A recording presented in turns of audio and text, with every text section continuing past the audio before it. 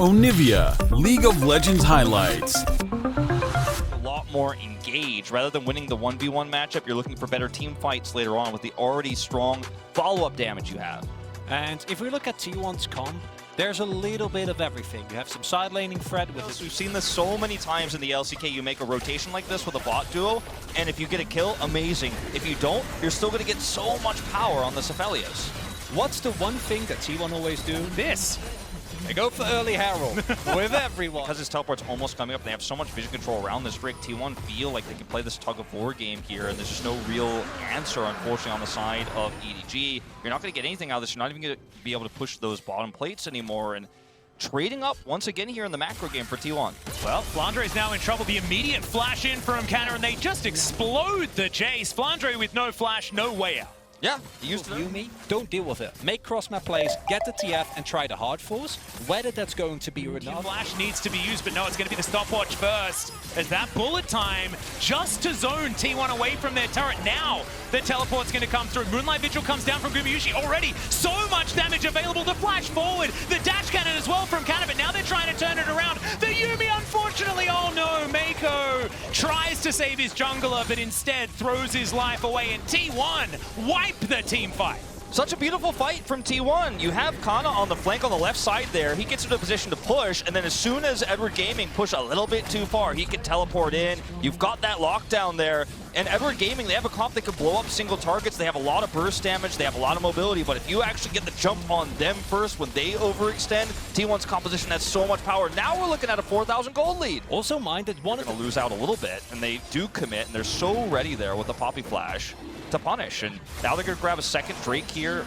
The advantages just are really starting to stack up right now. And with the pushing power that T1 has with this composition too, they're going to start getting that deep vision. For the first time ever, it feels like EDG is not only a little bit behind, but actually really on the back foot.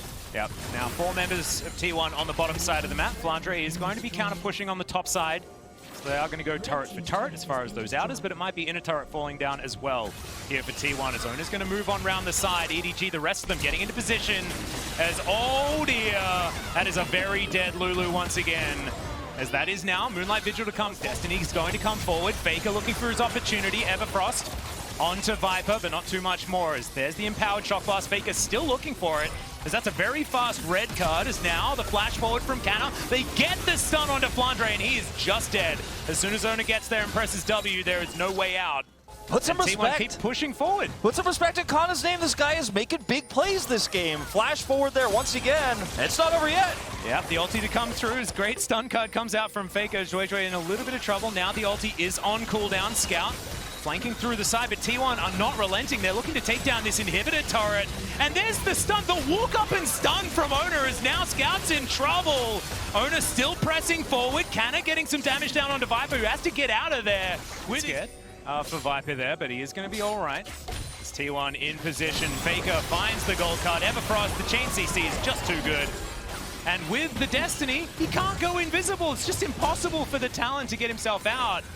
And now Destiny from Faker immediately back towards this Baron. No jungler on EDG. It's about as textbook as it gets. And again, the ultimates are down. They were both used in that fight, but there is still a poke available. T1 might get their health bars taken low here, but they're looking for a possible turn. Yep, Faker already on the flank. Looking for Flandre. Control ward goes down, as now Flandre in trouble once again. Ona is going to get on forward. He takes a lot of damage, but he's going to be absolutely fine. Once again, Canna finding everyone with his ultimate. The Realm Warp gets the rise out, but they're not going to be able to stop this Baron anymore. There's just no way you could take this fight without those crucial ultimates, but you can't just give up the Baron. You've got to try something. It was an incredible flank there from Faker. You lock down the Jason, blow him up. There's just no damage realistically in this fight anymore. And that's going to be Viper's first death of the tournament. Yeah, Showmaker, 5th game. Viper, unfortunately, 5th game as well. The curse!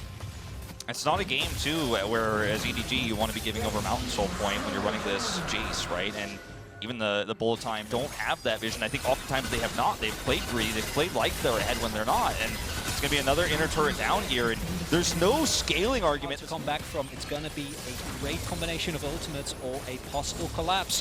If T1 do overextend at any point. Yeah, this inhibitor taking a little bit of damage, but Canna on the bottom side as well. He's going to remove the second inhibitor turret of the game, as that's the flash forward. He doesn't care about the exhaust. Canna now 1 versus 2. He's got the best item in the game, so he'll be absolutely fine. Scout as well is going to go golden, but the situation's far more dire for him as Faker will lock down the rise. A Destiny comes in a little bit mistimed on that rake, but T1 are going to push forward. Nexus turrets now fall, and they'll tie up their scoreline here at Worlds Groups with EDG. The Nexus is the focus. They're not worried about any of the funny business, but they will grab a couple of extra kills before they tie this one up. And you can see a bit of a wry grin on Faker's face as he takes down the Nexus. I mean, this means now that